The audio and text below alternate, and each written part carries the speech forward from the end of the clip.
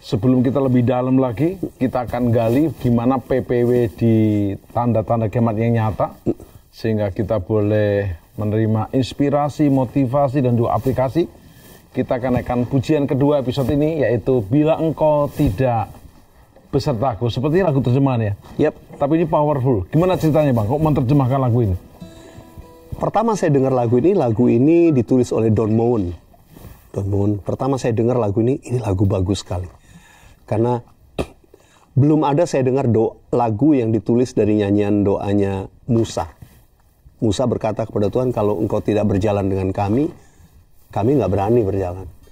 Dengan apa kami bisa dibedakan dari segala bangsa di muka bumi kalau bukan Tuhan yang berjalan dengan kami. Itu doa itu, sangat powerful buat saya. Tiba-tiba saya dengar nyanyiannya. Saya dengar melodinya bagus. Saya mulai menerjemahkan. Tanpa memberitahu Don Moen? Iya, saya terjemahkan untuk dinyanyikan sendiri. Saya tulis. Sampai satu ketika saya ketemu dia. Dia datang ke Indonesia. Dan saya bilang sama Don, kamu tahu lagu favorit saya yang dari lagu kamu? Bagaimana? Saya nyanyikan. If your presence doesn't go with us. Wah, dia kaget. Dia bilang, ini sebetulnya saya personally saya juga paling suka lagu ini. Saya bilang, saya udah terjemahin. Wah, dia excited. Saya tanya, kalau saya rekam boleh nggak? Boleh, silakan. Ini jadi berkat. Udah kami nyanyi duet di piano. Dia main piano, saya nyanyi. Itu pengalaman yang indah. Nah, sejak hari itu, lagu ini kemudian mulai direkam, diperkenalkan. Dan yang luar biasa, saya bilang sama Don Moen, sorry ya Don, lagu bahasa Indonesia lebih terkenal dari bahasa Inggris. Sampai-sampai banyak orang tidak tahu bahwa ini lagu terjemahan. Karena terjemahannya memang... Terus responnya Don Moen gimana? Oh, dia senang, dia happy. Dia happy ya? Dia happy sekali. Hatinya itu mau membagi ya? Iya. Dia seorang penyembah, saya senang dan kita cukup cocok. In the spirit kita cukup nyambung. Wow. Kita nyanyikan bersama. Don Moen tidak hadir, tapi ada Don Moen Indonesia. Hambanya, bahkan lebih. Karena Tuhan Yesus. Ya. Bila engkau tak besertaku,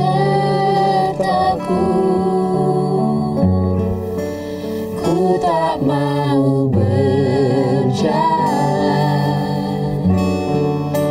Ku perlu Tuhan, pimpin langkahku dengan kasih karunia-Mu. Pimpin langkahku setiap waktu, berjalan dalam Roh-Mu. Nyatakan Tuhan kemuliaan-Mu, dan berjalanlah denganku. Saudara di rumah yang tahu lagu ini nyanyi sama-sama. Engkau tak besertaku, ku tak mau berjalan. Ku perlu Tuhan, pimpin langkahku dengan kasih karunia-Mu. Pimpin langkahku setiap waktu, berjalan dalam Roh-Mu. Nyatakan Tuhan kemuliaan-Mu, dan berjalanlah denganku. Nyatakan Tuhan. Nyatakan Tuhan kemuliaan-Mu, dan berjalanlah denganku. Bang William kan lagu ini terjemahkan untuk pribadi sebenarnya. Iya. Bang William nyanyikan dan menghidupinya. Iya. Kok tiba-tiba terbesit direkam bagaimana? Karena waktu saya mulai nyanyikan, teman-teman bilang ini lagu bagus sekali. Wow. Ini bagus sekali. Dan saya rekam dan jemaat kemudian, menyanyi ya? Iya, jemaat menyanyikan, dan itu lagu justru sangat jadi berkat untuk banyak orang berjalan dengan Tuhan. Wow. Ya. Ini termasuk lagu wajib worship leader. Ya, betul. Dan lagu wajib pengkhotbah. Iya, iya. Kalau engkau tidak besertaku Tuhan, saya tidak mau lagi berjalan. Bang William, bagaimana Bang William mendownload lagu dari surga? Allah itu baik. Kejadiannya gimana? Ya, sebetulnya itu spontanitas untuk mengatakan Allah itu baik. Di awal-awal saya mulai sebagai hamba Tuhan yang melayani dalam pujian penyembahan, saya banyak bermazmur. Dan sebetulnya lagu ini ada bait keduanya ya. Bait pertamanya kan, Dia menyediakan yang kuperlukan, itu ya. Tapi sebenarnya ada bait kedua, Allah bekerja dalam segala hal, gitu ya. Mendatangkan kebaikan, Jadi justru inspirasinya itu datang dari bahwa Allah bekerja dalam segala hal mendatangkan kebaikan. Dan saya berkata Allah itu baik. Roma 8:28 itu ya. Roma 8:28.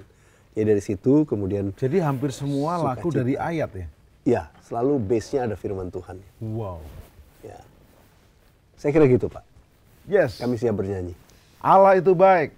Mari kita katakan, kita imani, Allah itu baik buat kita semua. Silakan Agnes.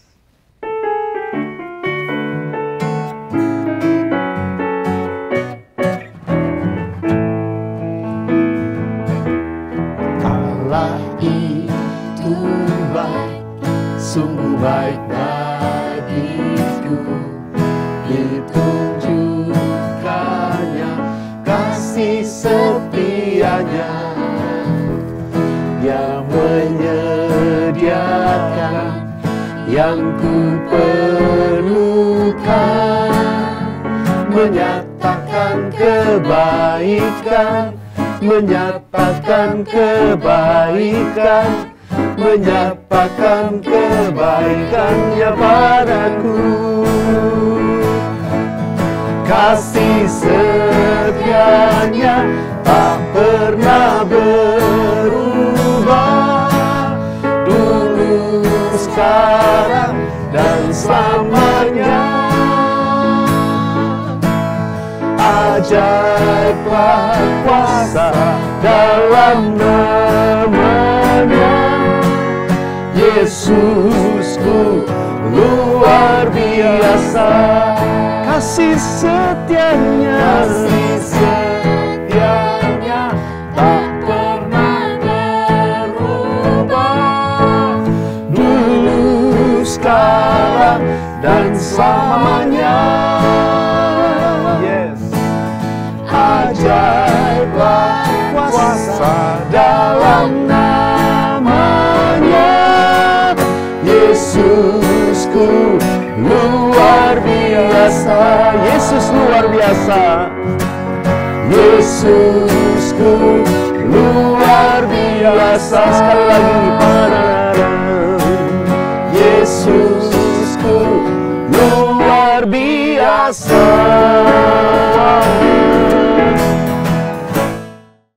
Biasa kita akan menaikkan pujian, Kau Allah yang besar. Yes.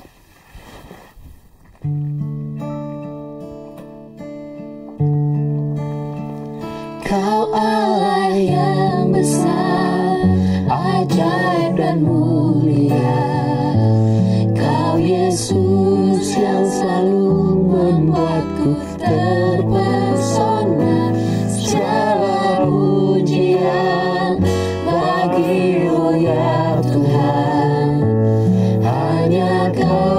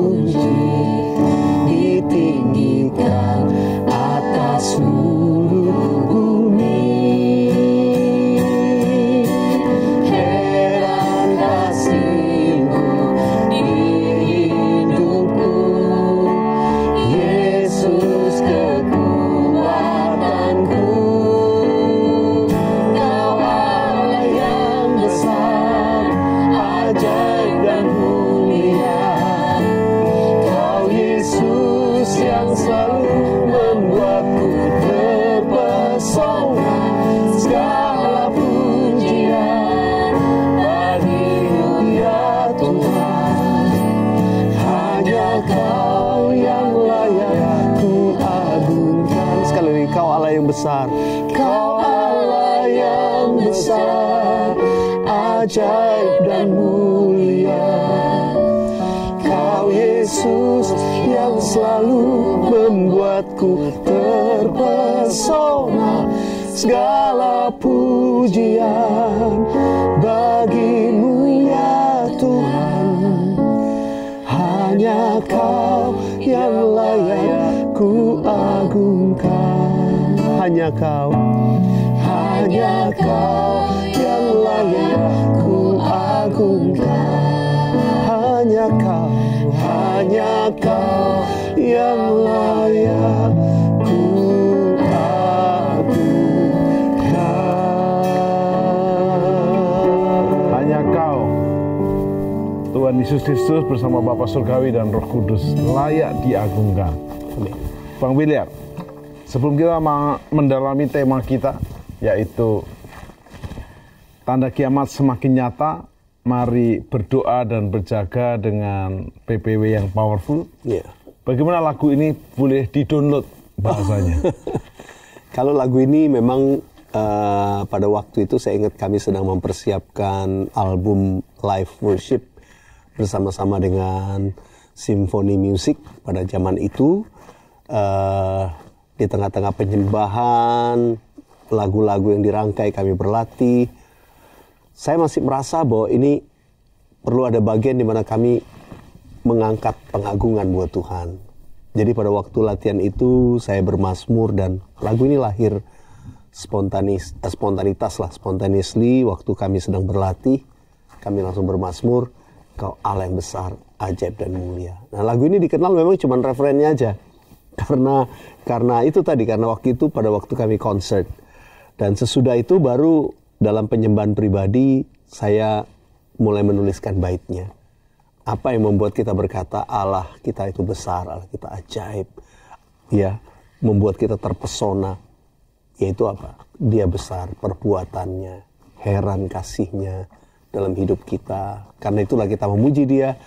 Kau Allah yang besar, Allah yang ajaib yang selalu membuat kita terpesona. Shalom saudara sekalian. Pada kesempatan kali ini kita akan membahas 3 pilar Pentakosta ketiga. Nah, salah satu karakteristik daripada umat Pentakosta adalah mereka menekankan akan tuntunan Tuhan di dalam kehidupan sehari-hari. Kalau bisa dibilang, suara hati umat Pentakosta itu mirip dengan doa Musa di dalam Keluaran 33 ayat yang ke-15. Jika engkau sendiri tidak membimbing kami, janganlah suruh kami berangkat dari sini. Kita sebagai umat Pentakosta juga menyerukan hadirat Tuhan yang terus-menerus menuntun dan membimbing kita.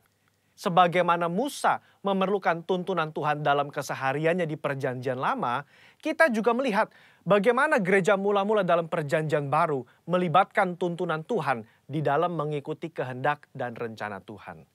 Di dalam Kisah Rasul pasal yang ke-15, kita melihat bagaimana gereja mula-mula menghadapi masalah ketika bangsa yang bukan Yahudi bertobat, menerima karunia keselamatan, menerima karunia Roh Kudus. Masalah timbul ketika beberapa orang Yahudi yang telah menjadi percaya berkata, orang-orang yang bukan Yahudi ini harus disunat, diwajibkan untuk mengikuti seluruh hukum Taurat.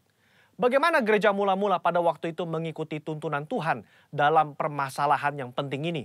Mereka mengikuti tuntunan Tuhan lewat 3 pilar, yaitu pilar Roh Kudus, pilar komunitas, pilar firman Tuhan. Lewat ketiga pilar ini, gereja mula-mula akhirnya dapat menerima bahwa bangsa yang bukan Yahudi telah menerima keselamatan dan juga karunia Roh Kudus. Mereka tidak lagi perlu disunat dan tidak perlu melakukan seluruh hukum Taurat. Bagaimana dengan gereja Tuhan pada zaman now mengikuti tuntunan Tuhan tentang Pentakosta ketiga? Kita pun mengikuti tuntunan Pentakosta ketiga menggunakan ketiga pilar ini. 3 pilar inilah yang menjadi acuan penafsiran orang Pentakosta. Mari kita simak bersama. Yang pertama, pilar Roh Kudus. Kita melihat bagaimana kuasa Roh Kudus di Pentakosta yang pertama itu luar biasa. Dalam Kisah Rasul pasal yang kedua, Petrus berkhotbah, 3.000 orang diselamatkan. Bahkan dalam waktu 100 tahun pertama, 70% dari dunia yang dikenal pada saat itu menjadi Kristen. Tetapi amanat agung belum tuntas. Roh Kudus terus berlanjut di Pentakosta yang kedua di Azusa Street yang menghasilkan kira-kira 700 juta jiwa. Namun amanat agung juga belum selesai. Karena itulah karya Roh Kudus berlanjut dengan Pentakosta ketiga sekarang di Indonesia. Pentakosta ketiga inilah yang akan menuntaskan amanat agung dan membawa penuaian jiwa yang terbesar dan terakhir sebelum Yesus datang kembali. Haleluya. Yang kedua, pilar komunitas orang percaya. Kita lihat bahwa tuntunan Pentakosta ketiga tidak diklaim seorang diri saja, melainkan telah didoakan, dikonfirmasi, disaksikan oleh kaum Pentakosta secara global yang diwakili oleh Empower 21. Kalau saudara ingat, di Empower 21, gembala sidang dan pembina kita menggaungkan visi Pentakosta ketiga di hadapan bangsa-bangsa. Mereka mengaminkan, menerima, mengkonfirmasi, membawa api Pentakosta ketiga kembali ke negara mereka. Pilar yang ketiga, pilar firman Tuhan. Tuntunan Pentakosta ketiga itu diawali ketika gembala sidang dan pembina kita mendapatkan firman Tuhan pada tahun 2009. Aku datang segera dari Wahyu 3:11 dan dari Yoel 2:28. Kemudian daripada itu akan terjadi bahwa aku akan mencurahkan rohku ke atas semua umat manusia. Lama Tuhan tidak berbicara apa maksud dari kedua ayat ini. Tetapi 4 tahun berikutnya, pada tahun 2013, Tuhan berbicara. Yang aku maksudkan dengan pencurahan Roh Kudus itu adalah Pentakosta ketiga. Nah, melalui firman Tuhan ini, kita menangkap pesan profetik bahwa akan ada pencurahan Roh Kudus besar-besaran ke atas seluruh umat manusia sebelum kedatangan Yesus kali yang kedua. Jadi bisa kita simpulkan, Pentakosta ketiga itu yang pertama telah mengikuti tuntunan daripada Roh Kudus, telah dikonfirmasi oleh komunitas Pentakosta secara global, dan didasari oleh firman Tuhan, khususnya Yoel 2 ayat 28-32. Saya berdoa agar saudara diberi pengurapan daripada Roh Kudus untuk bisa mengikuti tuntunan Tuhan di hari-hari terakhir ini. Mari kita semua menjadi messengers of the third Pentecost. Haleluya, Tuhan Yesus memberkati. Salam berdoa dan berjaga di akhir zaman. Kekasih-kekasih Tuhan, kita akan belajar dalam kesempatan ini, di episode ini adalah bedah kitab Wahyu. Wahyu pasal 1, yaitu Wahyu Yesus Kristus. Jika pada episode sebelumnya kita belajar tentang ringkasan dan garis besar kitab Wahyu, maka kita akan melanjutkan pada saat ini Wahyu Yesus Kristus di pasal 1. Dan kita akan ambil dari Wahyu 1 ayat 1, ini sangat powerful. Inilah wahyu Yesus Kristus. Ingat, bukan wahyunya Rasul Yohanes, bukan. Rasul Yohanes hanya alat kecil yang dipakai Tuhan untuk menyampaikan wahyu Yesus. Dan yang dasar dikatakan di sini, yang dikaruniakan Allah kepadanya, supaya ditunjukkannya kepada hamba-hambanya apa yang harus segera terjadi. Harus segera terjadi, dan oleh malaikatnya yang diutusnya, ia telah menyatakannya kepada hambanya, hanya hamba, yaitu Yohanes. Bapak Ibu Saudara, penekanan pengajaran kitab Wahyu ini kepada nubuatan akan terjadi di masa akhir zaman. Tapi yang menarik, nubuatan itu berbeda dengan ramalan. Kalau ramalan itu ada ramalan manusia, ramalan orang pintar, ramalan paranormal. Tapi kalau nubuatan itu adalah pewahyuan kepada para nabinya, dan mayoritas semuanya digenapi. Contoh, nubuatan tentang Yesus Kristus ada 100%, 99% sudah digenapi. Contoh nubuatan tentang Yesus Kristus, dikandung oleh seorang perawan, diberi otoritas memerintah sebagai raja, di Yesaya 9 ayat 5, dilahirkan di Bethlehem, Mika 5 ayat 1, semua digenapi. Nubuatan itu digenapi satu persatu. Yesus dihina, ditolak di kotanya. Dan yang menarik sampai Yesus mati, bangkit naik ke surga. Seluruhnya 99% digenapi. Tinggal satu yang belum. Kedatangannya yang kedua kali. Tidak salah, tetapi harus juga dipahami bahwa kitab Wahyu juga merupakan sebuah surat penggembalaan. Wow. Kenapa dikatakan surat penggembalaan? Karena ternyata ada bukti bahwa kitab Wahyu ini adalah surat penggembalaan. Buktinya sangat-sangat powerful dan tidak bisa dibantah oleh ahli siapapun. Nomor satu adalah jelas. Pengirimnya siapa? Pengirimnya Tuhan Yesus Kristus. Jadi waktu saudara melihat surat ini ditulis oleh Yohanes tetapi dari Tuhan Yesus. Jelas. Wahyu Yesus Kristus melalui hambanya Yohanes. Ini jelas pengirimnya. Dan yang kedua, jelas penerimanya. Yaitu 7 gereja Tuhan di Asia Kecil yang menggambarkan adalah gereja Tuhan sepanjang masa. Menggambarkan tipe 7 gereja Tuhan di akhir zaman. Yang ketiga, ada salam pembuka dan juga salam penutup. Salam pembuka juga bisa ditemukan pada ayat yang sama. Kasih karunia dan damai sejahtera menyertai kamu senantiasa. Bapak Ibu Saudara, kita akan lihat sekarang dalam salam penutupnya. Berkat kasih karunia Tuhan Yesus menyertai kamu sekalian.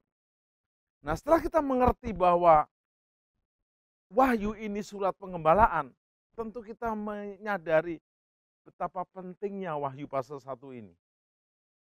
Bukan hanya kepada 7 gereja di Asia Kecil waktu itu, tetapi juga kepada gereja pada akhir zaman ini.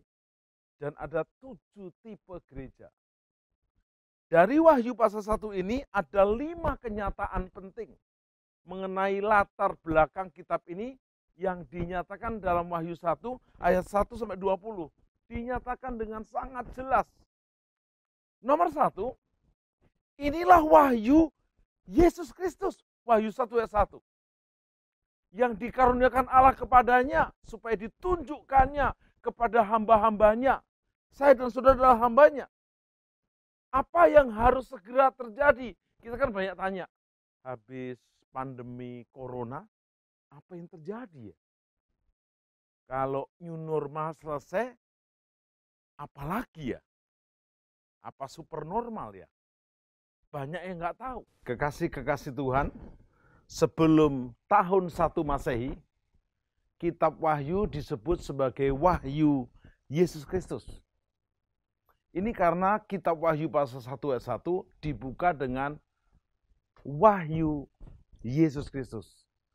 Jadi berbahagialah Anda kalau bersama saya belajar ini, Anda sedang mempelajari wahyunya Yesus Kristus. Namun nama ini diubah menjadi hanya wahyu setelah tahun 2 Masehi. Aslinya, awalnya adalah wahyu Yesus Kristus. Betapa powerfulnya kalau kita pelajari.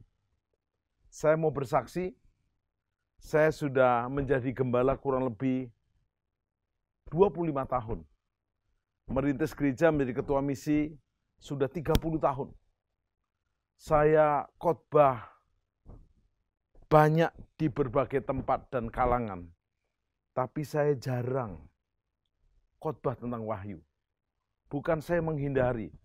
Saya merasa waktu itu tidak mudah untuk dibedah. Tidak mudah untuk ditafsirkan. Dan juga mungkin belum waktunya.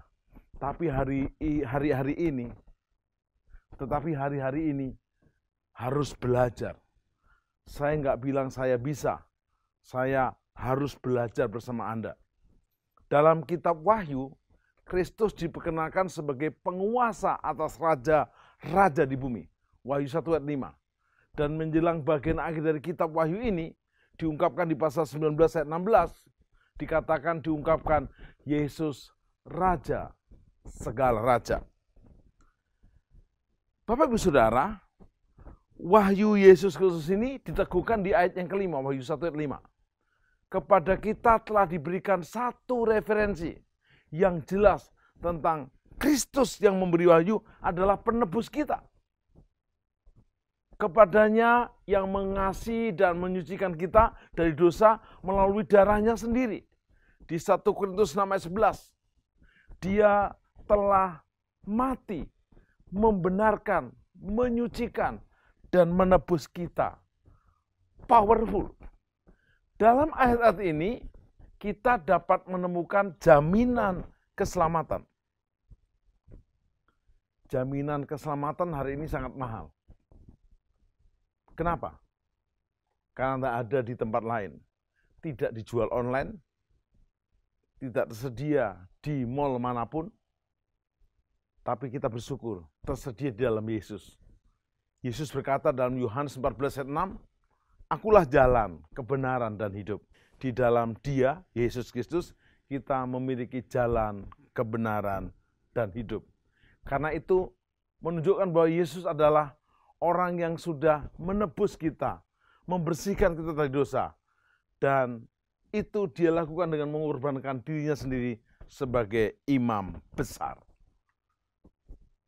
Yang kedua kita akan pelajari, disampaikan secara adikodrati.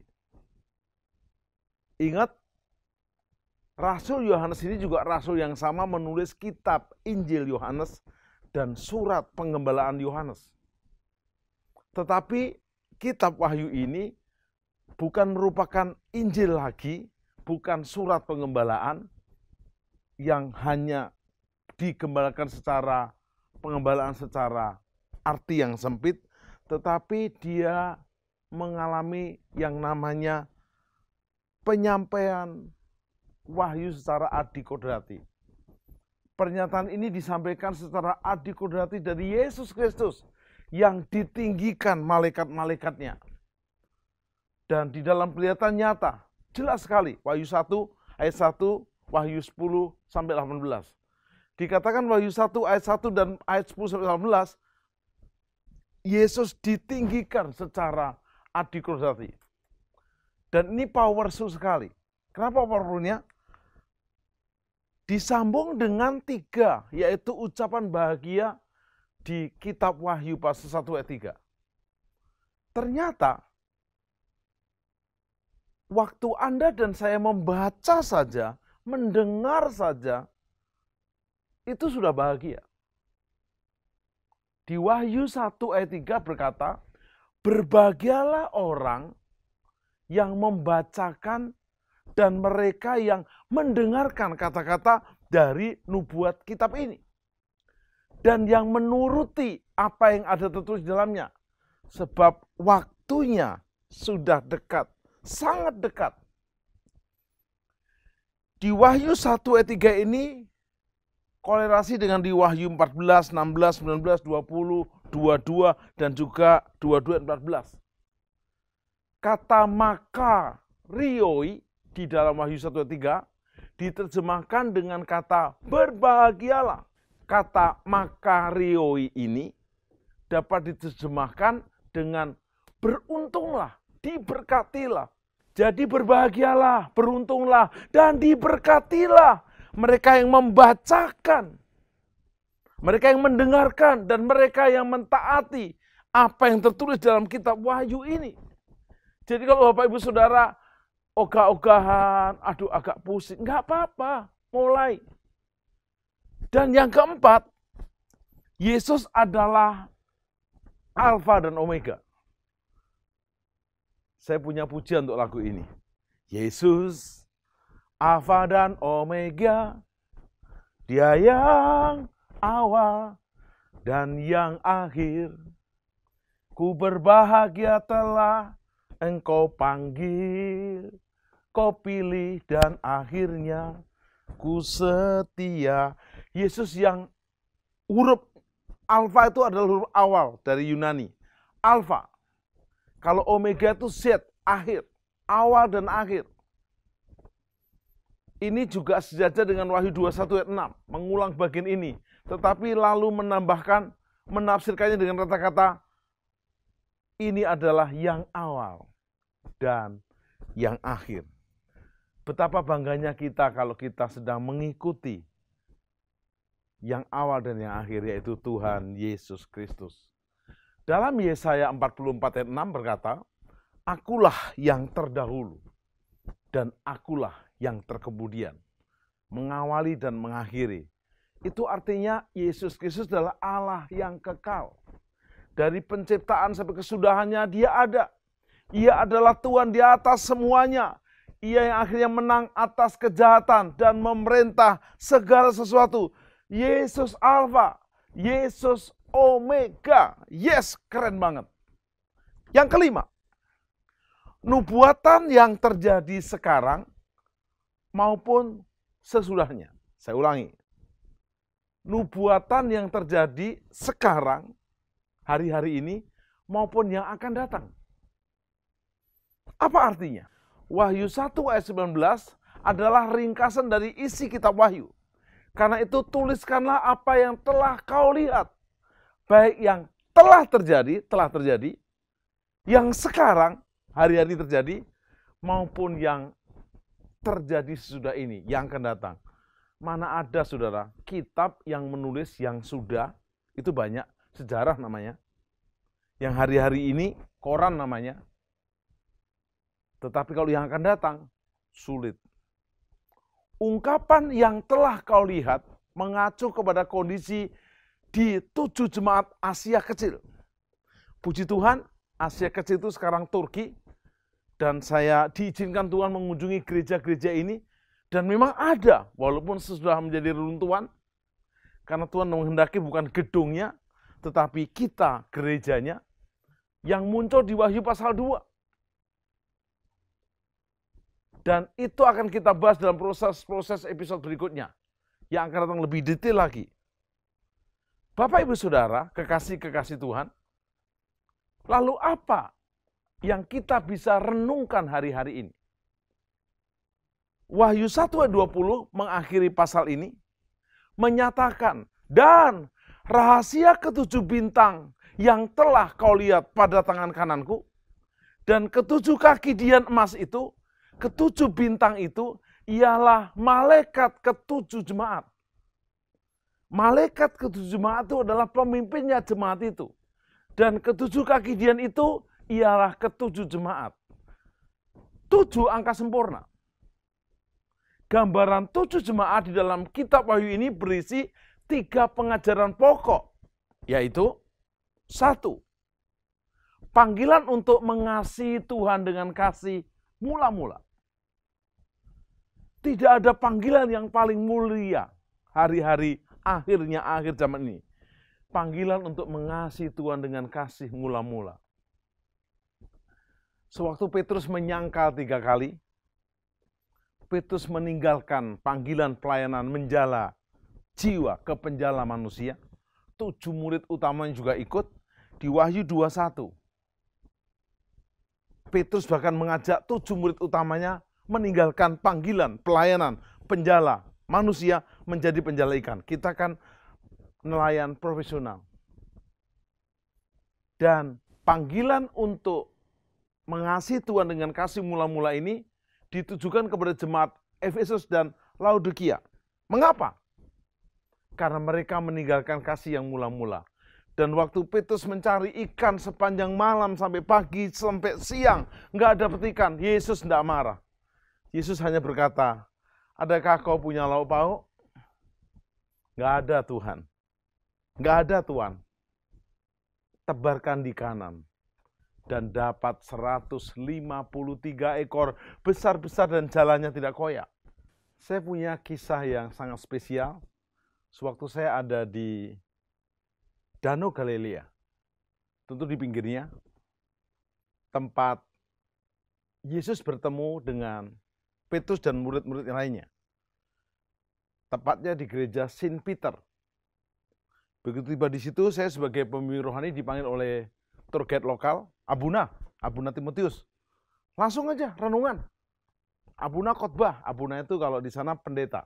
Ini pendeta bahasa Mesir itu Abuna. Saya bilang nggak bisa. kamu tour guide lokal harus jelasin dulu. Abuna kan tahu, saya tahu, tapi mereka kan nggak tahu. Dan hari itu tour guide lokalnya sangat spesial memberikan penjelasan. Ada nada joke-nya tapi saya menerima, tidak tersurat tapi tersirat. Dia berkata begini, jangan main-main sama Tuhan Yesus semesta alam, yang menguasai semesta alam. Karena dia bukan bos, dia big boss.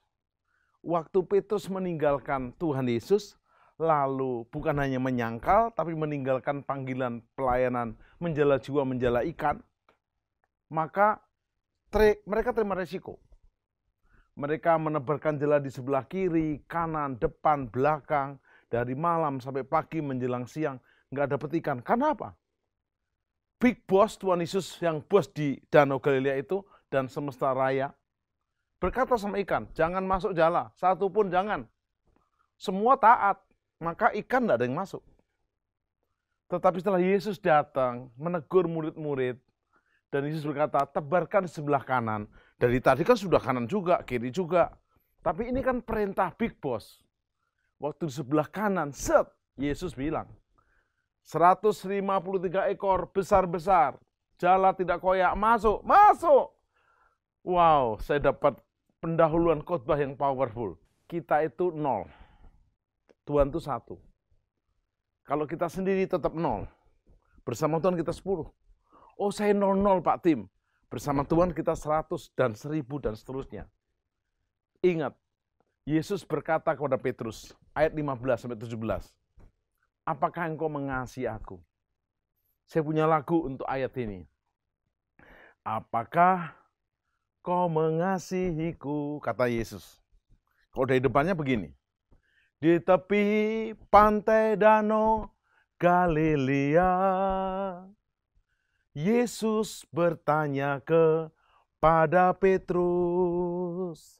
Kini dia bertanya kepadamu, kepadaku, tentang kasih mula-mula kita. Yesus bertanya, apakah kau mengasihiku? Apakah kau mengasihiku? Juga kepada jemaat Efesus, jemaat Laodikia, jemaat saudara sekarang di akhir zaman. Lebih dari kepada yang lain. Apakah kau mengasihiku? Apa yang menarik? Yesus dengan berkata, engkau tahu Tuhan, aku mengasihi engkau. Karena itu kata Yesus, gembalakanlah domba-dombaku. Yang kedua, panggilan untuk hidup benar. 5 kenyataan penting mengenai latar belakang kitab ini dinyatakan dalam Wahyu 1 ini jelas. Panggilan untuk hidup benar. Hal ini ditunjukkan kepada jemaat Pergamus, Tiatira, dan Sardis. Ayo kembali hidup yang benar. Hari-hari ini akhirnya akhir zaman, yang jahat akan semakin jahat, yang kudis akan semakin kudis, tapi yang kudus, yang benar akan menjadi semakin benar. Panggilan untuk kembali kasih mula-mula itu juga untuk kita. Panggilan untuk hidup benar juga untuk kita. Kita lihat panggilan yang ketiga. Panggilan untuk bertahan dalam penderitaan. Ini ayat cocok untuk hari-hari ini. Ada yang sudah berteriak, kapan pandemi corona ini selesai? Katanya kemarin bulan ini, kok mundur bulan itu? Dan sekarang tidak jelas ke bulan ini. Hal ini merupakan latihan iman. Waktu itu gereja Tuhan juga menghadapi aniaya dari penjajahan Romawi. Kaisar Nero memerankan praktek politiknya yang agak-agak negatif. Semua fitnah dilemparkan kepada orang percaya. Orang percaya waktu itu diadu sama singa. Di lapangan gladiator, bahkan dibakar menjadi penerang kota Roma. Tetapi orang percaya tetap mengiring Yesus. Hal ini ditujukan hari-hari ini kepada jemaat di Smyrna dan jemaat di Philadelphia. Panggilan untuk bertahan dalam penderitaan. Hari-hari ini, kalau kualitasmu seperti jemaat Smyrna dan Philadelphia, mari bertahan dalam penderitaan. Kekasih-kekasih Tuhan, sekarang kita di penghujung pasal ini. Kita masuk kepada penutup. Film yang bagus pasti ada closing. Surat yang bagus ada closing. Tapi ini penutup di pasal 1. Dan menarik sekali di pasal 1 ini ditutup dengan sebuah peringatan. Kedatangan Tuhan Yesus kedua kali sudah semakin dekat. Bahkan tema utama kitab Wahyu adalah Tuhan Yesus segera datang. Tuhan Yesus segera datang. Tanda-tandanya semakin nyata. Di Matius 24, Yesus tidak memberitahu kapan dia datang. Murid-muridnya tanya, Guru, kapan engkau datang? Engkau memulihkan segala sesuatu. Yesus berkata jelas, waktunya tidak ada yang tahu. Hanya Bapa yang tahu. Tetapi waktu mereka bertanya, apa tanda-tandanya? Yesus memberi 10 tanda di Matius 24. Akan ada penganiayaan kepada orang percaya. Akan ada deru perang, kabar perang, dan perang antar suku, antar bangsa. Akan ada kelaparan, gempa bumi, bencana alam, sampar. Hari-hari ini negara mana tidak kena sampar? Tanda-tandanya nyata. Gempa bumi, kasih menjadi dingin, nabi-nabi palsu. Wah, nggak keukur banyaknya nabi palsu. Tanda-tandanya semakin nyata. Ada 10 tanda dari Matius pasal 24 ayat 1 sampai yang ke-13. Dan tanda yang ke-10 ayat 14 yang sudah mulai terjadi. Yaitu Matius 24 ayat 14, dan Injil kerajaan itu akan diberitakan ke segala bangsa. Dan akan tibalah hari kesudahannya. Ingat, bukan Injil kemakmuran, bukan Injil kesembuhan, bukan Injil doktrin ini, doktrin itu, tapi Injil kerajaan surga. Kerajaan Tuhan Yesus. Yesus berkata, bertobatlah, kerajaan surga sudah dekat. Berarti Injil yang utuh, Injil kerajaan diberitakan. Mohon maaf, bukan diterima, diberitakan. Dan hari-hari ini lewat medsos, lewat channel media apapun, mau Facebook, mau YouTube, mau Instagram, mau website, lewat sosial media apapun, Injil mulai diberitakan, bersiap-siap. Melalui media televisi, Injil diberitakan. Nggak ada yang bisa menahan. Berarti tanda ke-10-nya sudah nyaris-nyaris terjadi. Mari hari-hari ini di akhir zaman kita introspeksi. Posisi kita ada di mana? Kualitas murid Kristus kita berkualitas seperti apa? Jangan menghakimi orang lain, jangan mengukur berdasarkan orang lain. Ukur dirimu, mengukur seperti Yesus. Karena Yesus datang bukan sebagai bayi, juru selamat, tapi sebagai mempelai pria surgawi. Yang mencari mempelainya, murid yang jadi mempelainya yang dewasa. Pastikan Anda terus diperbaharui, terus di-upgrade. Pandemi corona ini ujian iman kita. Dan kalau kita tahu ujian ini menyebabkan kita naik level, kita tuh hadapi dengan kekuatan iman. Yuk hadapi. Kalau nggak bisa pertemuan massal, pertemuan di tempat yang rame, bisa lewat media. Kita bisa tetap membangun hubungan dekat dengan Tuhan. Bangun dalam doa, PPW, praise and worship. Sembah Dia. Hari-hari ini dengar panggilan Tuhan. Ada pujian berkata begini, Tuhan yang panggil, Tuhan yang panggil, Tuhan dipanggil orang berdosa, saya dipanggil juga. Ada 5 macam panggilan. Panggilan untuk bertobat, mau. Panggilan untuk dipulihkan, mau. Panggilan untuk melayani, mau. Panggilan untuk dimuliakan, mau. Saya bersyukur, saya dari bawah mau bertobat, mau dipulihkan, mau melayani. Sekarang mulai dimuliakan Tuhan, untuk kemuliaan Tuhan. Tapi kalau 4 panggilan ini tidak mau, ada panggilan terakhir. Panggilan ke rumah Bapa dengan tenang. Ingat saudara, kita nggak tahu kapan dipanggil. Kiamat yang besar, Yesus datang, mengangkat kita ke awan-awan. Tetapi kiamat kecil, masing-masing dipanggil. Siapkan dirimu untuk engkau selalu berdoa, berjaga. Seperti zaman Nuh, Anda senantiasa berdoa dan berjaga, selamatkan dirimu dan selamatkan keluargamu. Bergaul karib dengan Tuhan, hidup benar tidak bercacat, walk with God, berjalan bersama Tuhan. Bangun bahtera pelayanan untuk menyelesaikan amanat agung Kristus di akhir zaman. Sehingga waktu sangkakala berbunyi, saya dan saudara, rapture diangkat, dimuliakan bersama Kristus. Belum terlambat, bagi engkau yang terhilang, kembali. Bagi engkau yang tersesat, kembali. Bagi engkau berusaha bertobat. Mari kita berdoa. Sempurnakan pengajaran bedah Kitab Wahyu pasal 1 ini untuk membuat kami bertobat, diperbaharui, dan dipanggil dalam panggilan bertobat, dipulihkan, melayani, dan dimuliakan untuk kemuliaan nama Tuhan.